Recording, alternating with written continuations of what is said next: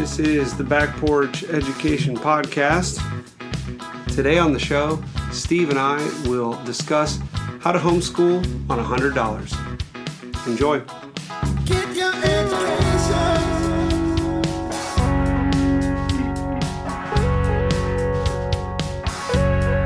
Back Porch Education. Good evening, good morning, good afternoon. Steve, do you know what was happening in November in the year 1806? Great plans were afoot. The Elliott family knew that if they did well within the next 150 years, a earth-shattering event would. No, I have no idea what's. Yeah, I don't know a ton. Can you narrow it down to like London? Well, yeah, I think that's where we are. Well, we're by the lake, right? Wordsworth was one of the lake poets, if I'm not mistaken. And in November 1806, Wordsworth wrote this amazing sonnet.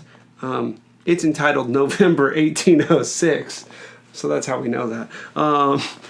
I know also that there was, I think it was the Prussians fell to Napoleon. You got me. So, yeah. I'm just a history teacher. I don't know dates. Right. So, Prussia falls, and now here is England alone, right? Okay. And so Wordsworth writes this poem. How does this fit in with homeschooling on $100? Isn't that always the fun, right? Yeah. Okay. Don't you dare ask me that question when you're done reading. Okay. All right, so get ready. This one is, enough preamble. November 1806. Another year, another deadly blow, another mighty empire overthrown. And we are left, or shall be left, alone. The last that dare to struggle with the foe. 'Tis well. From this day forward we shall know that in ourselves our safety must be sought, that by our own right hands it must be wrought, that we must stand unpropped or be laid low.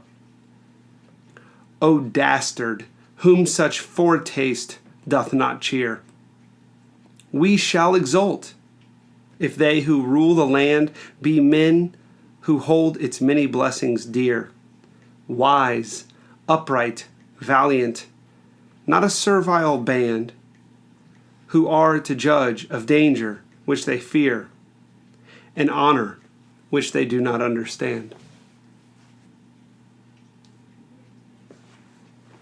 I like this poem for a lot of reasons, but in particular, this notion of attempting to be cheerful, right?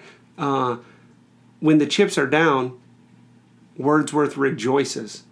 It's our time now, right? Rather than cowering, rather than looking for help, he charges his countrymen to achieve more than they ever have, to fight harder than they ever have. I think it's very noble. And ennobling. Yes. Yeah. When you told me what you were doing, November 1806, poem I teach in class because of my wife's influence is London 1802. Oh yeah, I can't recall that one off the top of my head, but I do know. Milton. Yeah. England hath need of thee. Yeah. Right. And so it's interesting that he has these thoughts a few years apart, that on the one hand, England needs to return to its great days, such as when Milton, right, and he rattles off, she is a fin of stagnant waters. You've kind of lost your flowing stream of good things. Altar, sword, and pen, fireside, the heroic wealth, and so on and so forth. He's calling back to the days of Arthur and to the days of Milton and to the days of when things when noble men took up sword and pen and did great things. Right. And that's what we need again. Again, that forward thinking. We can do this. Yeah. We need your help, Milton. Right. But what you've taught us is that we can do it again. Mm-hmm. And so, to answer your question that I told you not to ask. Yeah. One of the roles of poetry in our life is to tell us that we can do it. Mm-hmm. This sort of cheerleading thing. Yep. And I think that as we sit here in the midst of COVID, Yep. and have watched many parents perhaps get a new sense of what it means to educate children, even as public and private schools have tried to keep the head above water and continue with education. We know that a podcast not too far down the road is the COVID gap, right? Sure. That it's been impossible to keep it all going as it ought to be going because of circumstances beyond our control. Right. But we have often now the conversation about, well, if we're going to have kids at home, why not just homeschool them? Yeah, sure. Because my kids hate this temporary staring at a screen all day. This doesn't feel like what education should feel like, and I would like them to have better, but I don't know if I can do it. Mm-hmm. I don't know if I can afford it. Right. All the resources at the disposal of a public or private school. Right. It's hard to bankroll for the average family. How do you make this work? Right. Especially, unfortunately, if sending them to a public school is not the answer for you as a parent, you don't get a tax reduction. Yeah, right. You're sure. still paying. Yeah. And on top of that, to consider whatever. A lot of it, I think, that we have to talk about today is just pulling the curtain back a little bit on what are the costs of education. Right. Why is it that a private school would be, let's just grandly say, between $5,000 and $15,000 a year? Right. Where's all that money going? Is it going? Well, some of it's going to brick and mortar. A lot of it is going to pay for somebody else to teach your child. Right. And that's good and well. I mean, yeah, sure. I get paid to teach other people's kids. I'm not arguing As against do that. I. Right. But if you strip the building and facility costs away from it, and the salaries and overhead necessary to run a school, and you're left with what does it cost to educate? Right. I think suddenly the notion of being able to do it for $100 still sounds. I think our title sounds ambitious. But I think we both agree that it can be done, and can be done shockingly well. Yeah. No We're doubt. not talking about doing it on the cheap. Right. Here's the, dare I say it, Walmart way to educate your children. Yeah. It can be a pretty nice education at $100. I agree. So when it comes to thought experiments like this, right? I mean, we could have said $200. We could have said $500. We could have said $50.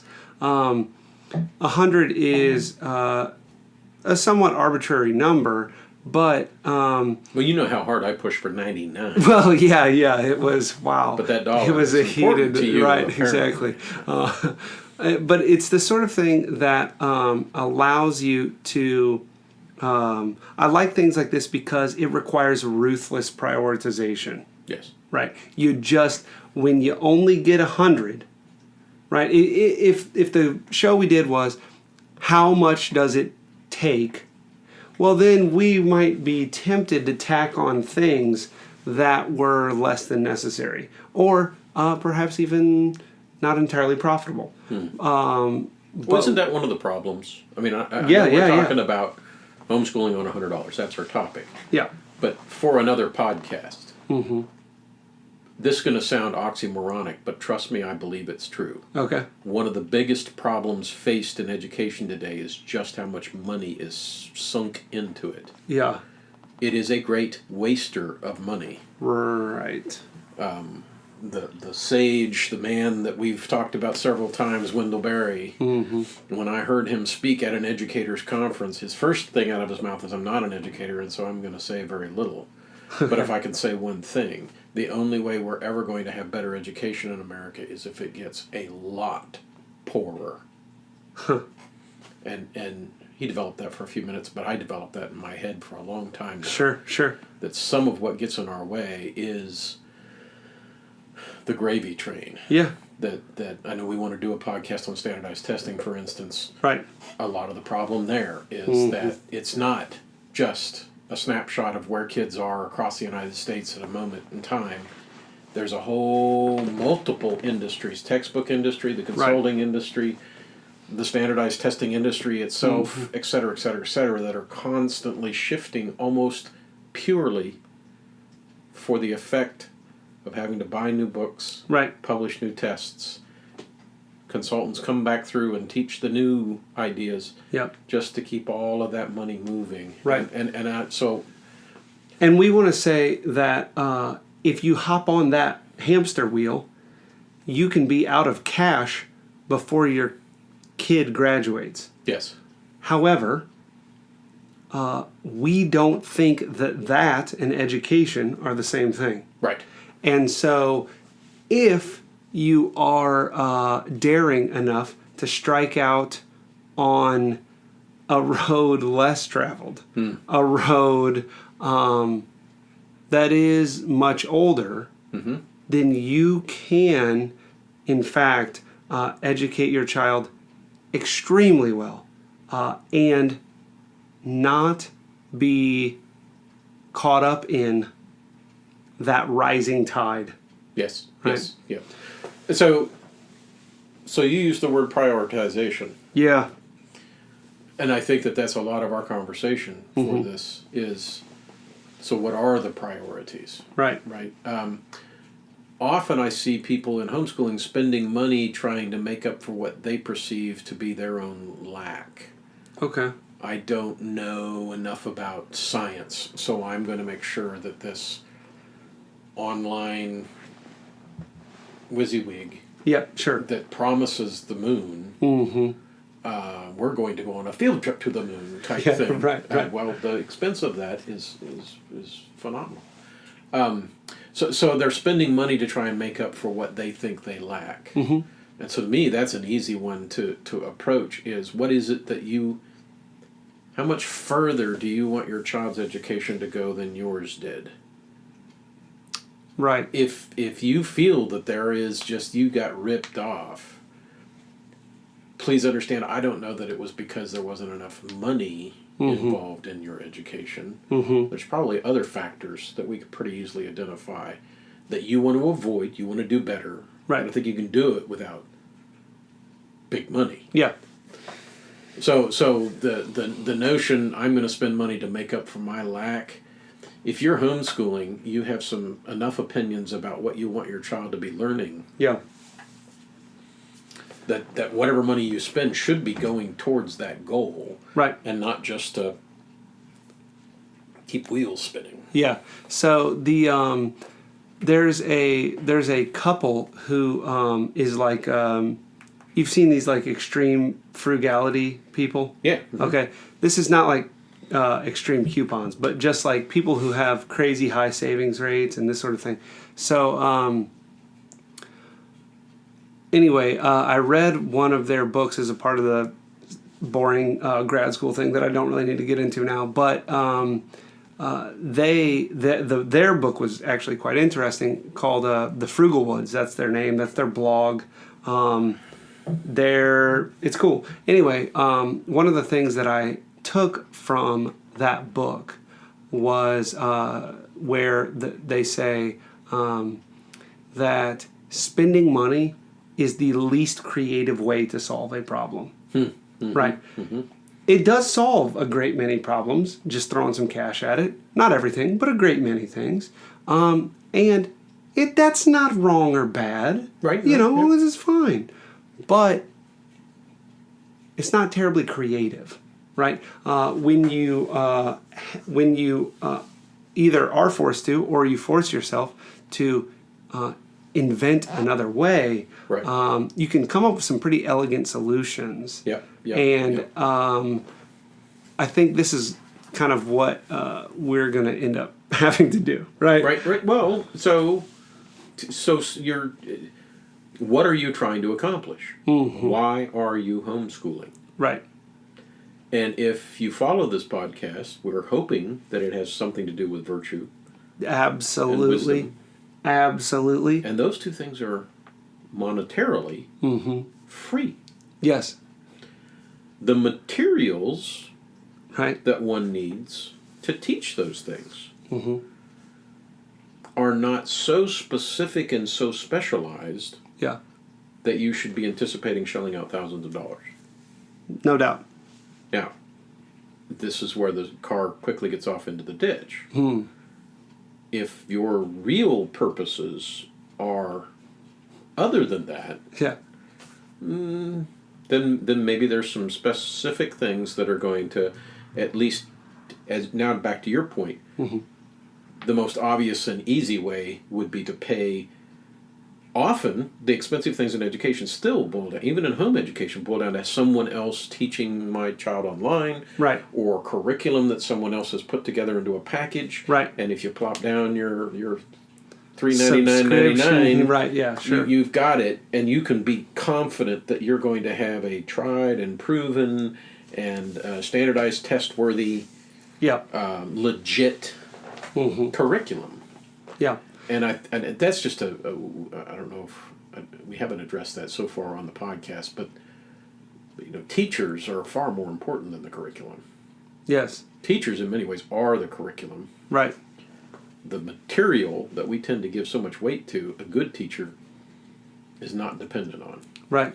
Well, this is what David Hicks does in Norms and Nobility, right? Exactly. His first attempt, his first go at the book, oh man, he hammers that curriculum hard. And then in the, is it an appendix or a second edition or something like that, he kind of adds something where he says, I thought it was curriculum. I really thought that was going to be it, but now I realize no. Yeah. It's got to be the teachers. Yep. And that most of that book is spent trying to show that the teacher stops teaching the moment they stop learning. And that the best form of learning is for the school to be a school within the faculty of a school to be a school within a school. Right. Where there's just constant conversation among the teachers, spurring each other on to better understanding, better work. Which is lacking in a homeschool setting unless you have a group of some sort or a co-op or something like that, which I think is wonderful. But even there, it's often, I hear a lot of conversations about, what curriculum package are you using type thing. Right. And I think it can be much more specific to the people.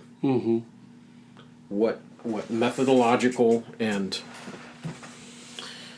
what modes of teaching are you using to ensure that your child is thoughtful, able to read, able to write, able to solve problems. This is what we all want. Right. I'm just not willing to convince myself that it's a big price tag for that. Yeah, no doubt. So it's hard work. It is hard work. So I was going to save this till the end of the podcast because oh, good. We're about to finish up. Right. Yeah.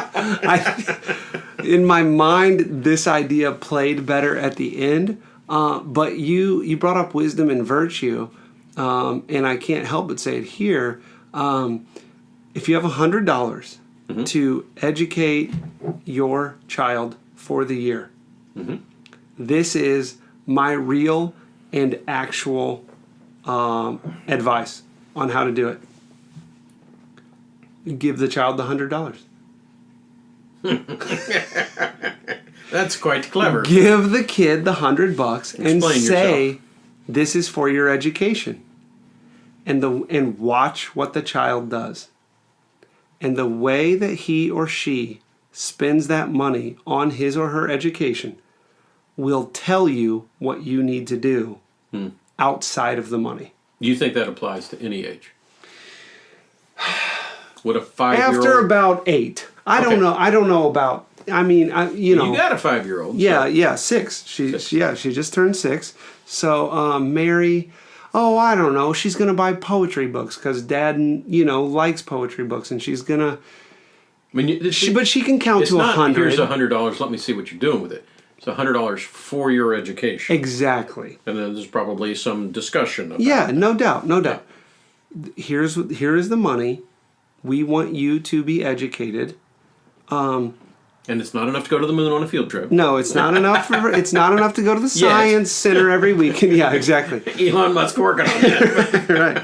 And we're not, and we're really and honestly not planning on subsidizing this a ton, right? Right. Like this isn't $100 as a joke, and then we're actually going to Right. spend $5K on the backside. Yeah. Like, no, seriously, this is what we're giving it to you. Now, when you say that will show you what you need to do, Yeah. pull that out for me. Okay, so your child decides to I don't know, buy I don't know. You might put a few stipulations on there. You got to clear it with me, or we're gonna have a conversation, or that sort of thing. But even if not, okay. So the kid says, okay, so we're going to. What I've decided to do is I don't know anything. Netflix subscription. Okay, you go.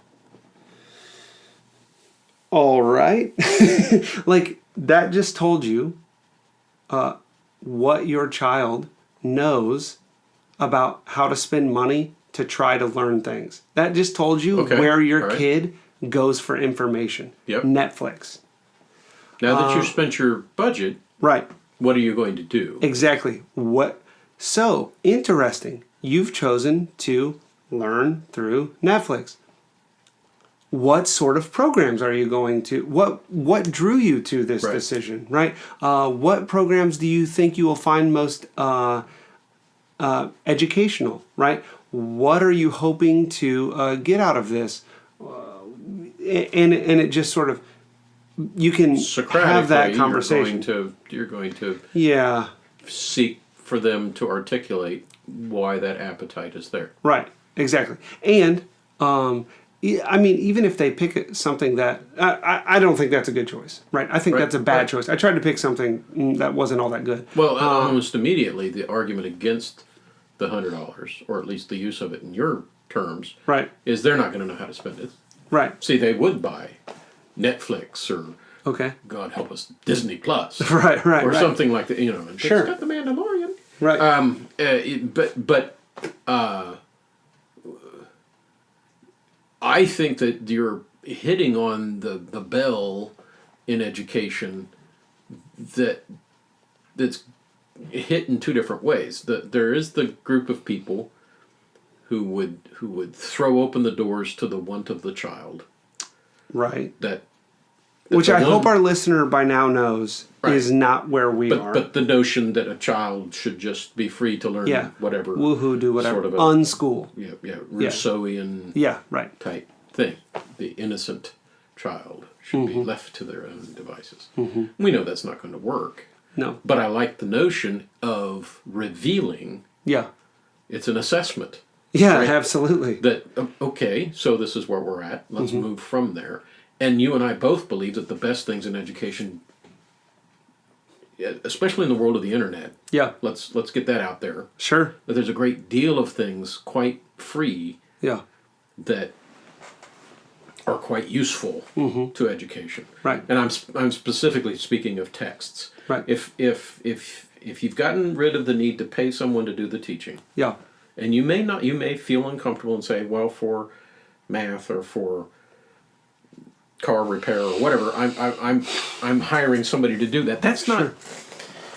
I don't think that's in the purview of our $100. No. I think we're talking about the materials that you Yeah. are spending on, and there's a great deal for free, quality stuff, good No, stuff. It's going to take so you the much. work of curating it Yep. and planning out what is in, what I don't have, you know. But you can do it. Yeah. Well, And you can do it well. Yeah. And you've used the $100 to reveal what you need to do, Exactly. which is not a bad thing. It's Right. analogous to, $70 for a standardized test, Right. or something. Yeah. Okay, so take the thing. Oh, your math really needs work. English is looking good. great, we're going to focus much of our attention on this weakness and try to get it up. So, I don't mind the concept. I know there are people that will ring the warning bell. Sure. Well, so it's not just the issue of, I'm not suggesting that the child is going to choose well. Mm-hmm. What I'm saying is, if you are terrified that your child wouldn't choose well, doesn't that reveal something about the way that you're educating your child? And where your child is in development. Again, that's okay, but your kid will, if your kids are like mine, they'll surprise you. And that's good for you to know where they're at. And whatever they spend that $100 on, mm-hmm. I think I can make the statement that truth can be found in it. Yeah. There's learning to be found in Netflix. Absolutely. They're going to really regret making that decision Absolutely. with me. Because every Friday night, here we go watching movies, and we're going to talk. And we're going to... And learn from it. Not be amused, mm-hmm. but be brought to musing. Yeah. And that's the heart and soul of good education. Absolutely. And maybe it's the only supplement to it is the pens and paper necessary to then think through what it is that I spent my money on. Mm-hmm. Mm-hmm. Reflection. Here recently, if the kid took the $100 and used it to drive the price of GameStop stock, sure. Now what are you going to do with your $3,000? Let's start talking here about wisdom as it pertains to wealth development. Right. But the I think the point being made, and it's a good point, is that we're talking mostly about ends. Yes. Means. The ends are what's important. Yes. And so the $100 is not an end. No. It's just the very limited, as you said, gotta be creative. Right.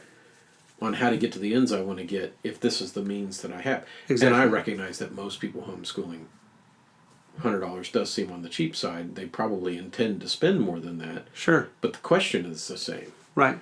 Is what you're spending getting you what you want? Mm-hmm. Yeah. Right.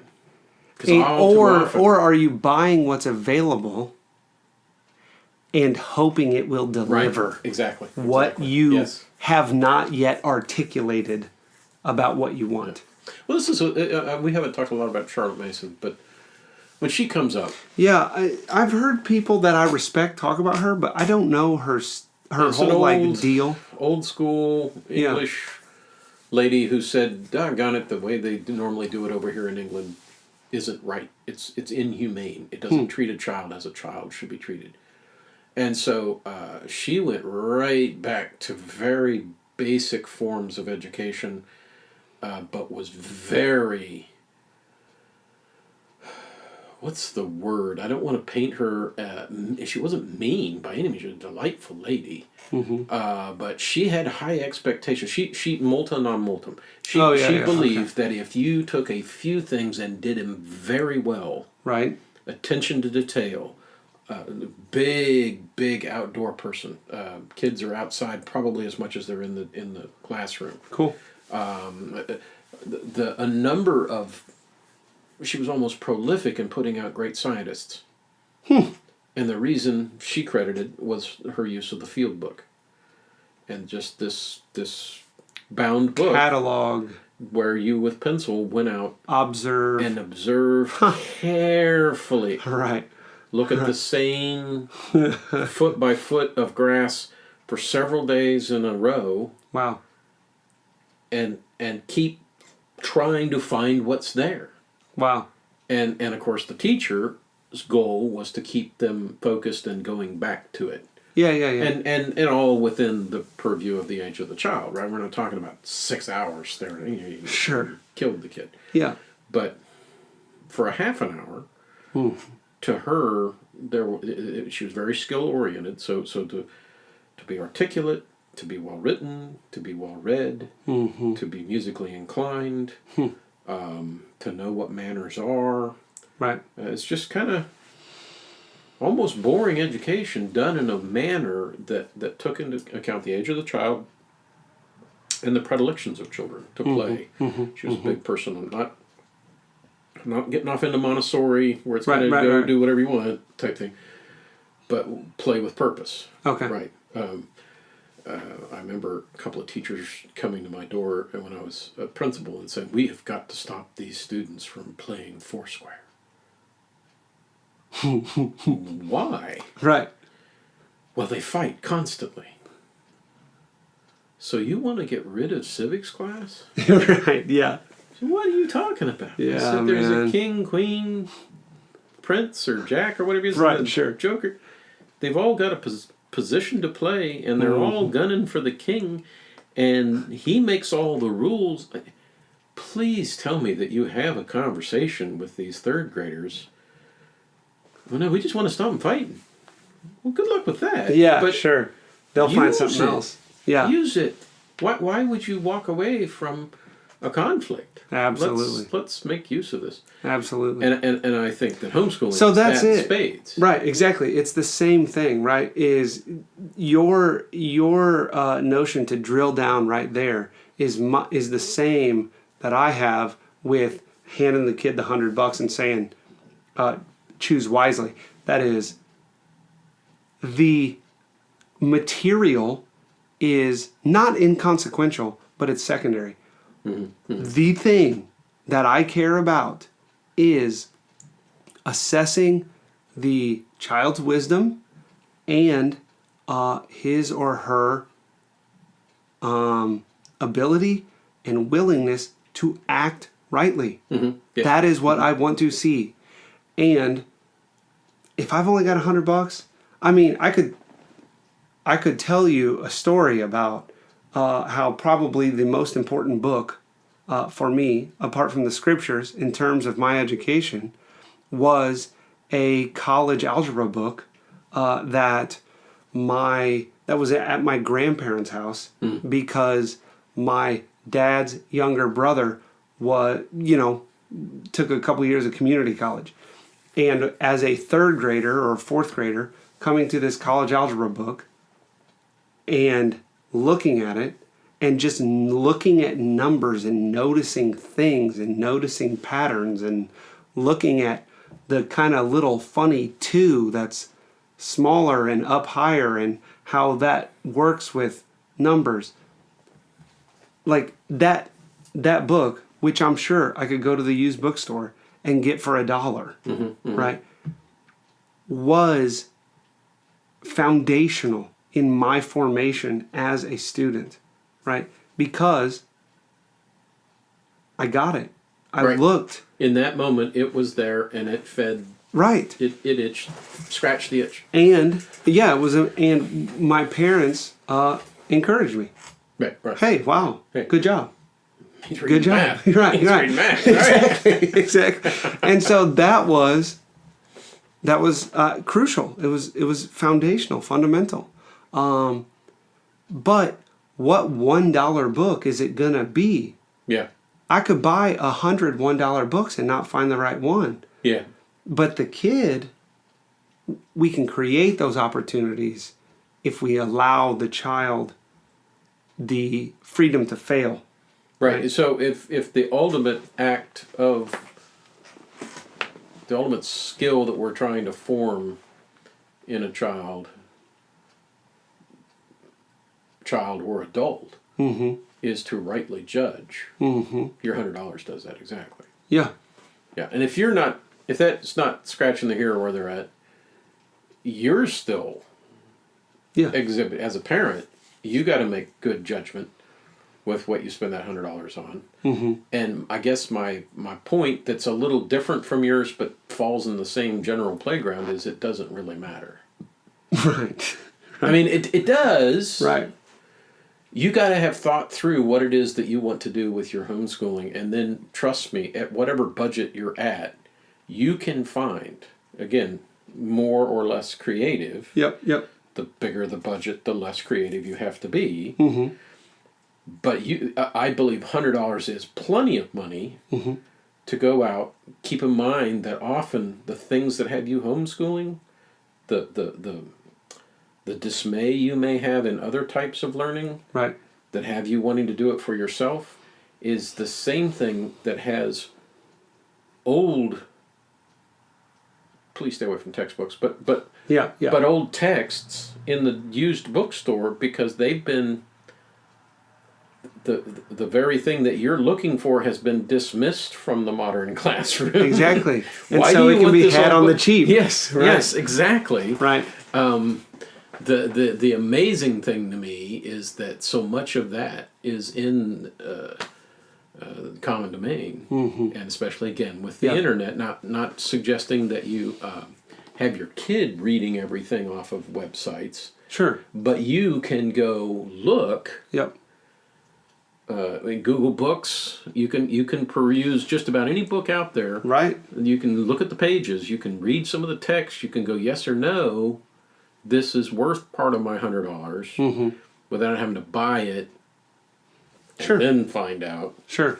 Well, so that's the thing, right? Is that this question would be completely, well, do I want to say that? I think I would do. 200, 300 years ago, this question would be entirely different. Well, especially the $100. Well, yeah, right. It's like, wow, My, who that's has that? palatial. Yes. I think there was a time when materials, not resources, but learning resources, right? Materials were scarce, and the parent had to be quite judicious in choosing from what was available. Now, we as parents need to be every bit as judicious, but for the opposite reason. There's so much out there. Yeah. Yeah. Everybody wants your nickel, right? And there's so much stuff. And there's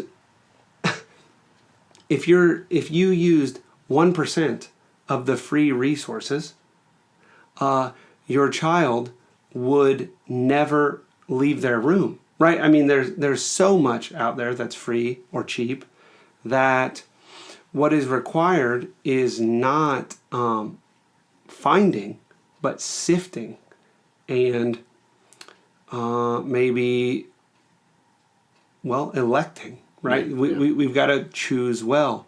Well, and so here's the pitch for the great books. Mm-hmm. Right. You don't even necessarily have to exercise too much judgment if you stick within the Right. canon of Western culture. Absolutely. You have math, science, history, literature, philosophy, theology. It's all in the canon. That's right. Oh, but my kid can't read that. Okay, now there's your goal. Right. Exactly. Right? Because these really ought to be able to be read. Right. I freely admit that most of my high school students do not do well trying to read them, but it's because they've been poorly taught. Mm-hmm. As much my fault as everybody else's. I'm just trying to make sure it's not mostly my fault. Yeah, sure. But I'm tired of hearing how specialized the material has to be, that it's Right. somehow been run through various rubrics of grade acceptability, et cetera, et cetera, et cetera. It is a part of the dumbing down of our curriculum, and we don't need to be a part, especially a homeschool parent. If nothing else, your child should be able to be every bit as educated as you are, if not more, simply because you pay specific individual attention to their formation, Right. as opposed to the poor teacher with 30 kids in the class. That's right. My last thought for this would be that all of the people that I know from any stripe of education who talk seriously about education, one of the things that they beat the drum most about is that they want the child to be a lifelong learner. And I think that to the extent that you develop the skill of learning to find information learning what you can get for free and what you need to pay for, what's worth paying for, all of these things. These are questions that you and I ask ourselves, right? Right. We are not, although our our audience may mistakenly believe so, we are not unschooled, right? I've been in school for 50 years. Right. We've been around, that. right? But yet we're still seeking to be educated. Good. That's good.